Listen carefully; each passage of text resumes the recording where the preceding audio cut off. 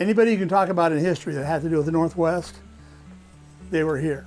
Whether it was Native Americans, Lewis and Clark, Hudson Bay, Oregon pioneers, everybody going east, they all came through here and they all had some story. What's it feel like to keep that legacy alive? Oh, yeah, it is cool. You're kind of like a local legend around here. Okay. I hear, so I've been here about 24 hours and I've heard a lot about you around town already. Can you tell me a little bit about yourself and your background here in Cascade Locks? Okay, yeah, I've been here all my life. So my family came in the late 1800s to here. So we've got 4 generations that have been here in town. Came from Basketball, Wisconsin, and a mill started up here from La Crosse, Wisconsin. So the Northern Pacific came through in the late 1870s, and then the mill people followed them, timber people followed them. So one came out from La Crosse, Wisconsin, set up a big mill right here in Cascade Locks, and then my family must have followed, I'm assuming, I don't know, followed it out. Uh-huh.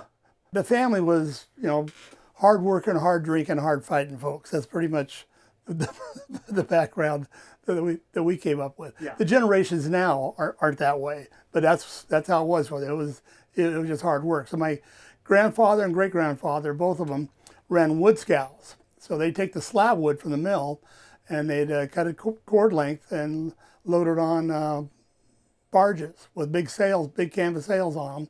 They could load up over 100 cord of wood, and they'd set sail to the Dalles. So the Dalles has very little wood cover. So they take it up there for the steamboats and for the community and all that. So they just constantly moved these wood barges up and down the river. Mm-hmm. So from that, my dad stayed here and he did tons of things. He worked in the woods. He trapped in the wintertime because the woods weren't going on in the wintertime. And then he got on as a lineman. We have our own power company here in Cascade Locks. And so he got on as a lineman, retired from that. And the rest, I got 2 brothers and 2 sisters. And and all of them live, within driving distance of us here. Mm-hmm. So you mentioned your family history is goes pretty deep here in Cascade Locks. Yeah. Back then, so it was the late 1800s when your family moved here? Yes. How did the river look a lot different back then? Oh yeah, definitely. Okay. Definitely. So late 1800s, in that time the river would have been considered in 3 sections.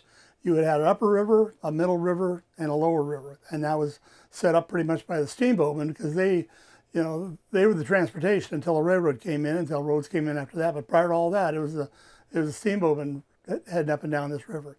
And you had the Cascade Rapids, which started right here and ran down to Bonneville Dam, a massive rapid system the boats couldn't get through. They could get through the lower, there were 3 rapids. They get through the lower, the middle, but could never get through this upper rapid until they built a navigation lock. So this was the middle river. You portaged around it to a boat that ran here in the middle river, and it ran to the Dalles or Slatla Falls. And then you had to portage around Slatla Falls, and then you get on boats. By the late 1850s, you could make it all the way to Lewiston.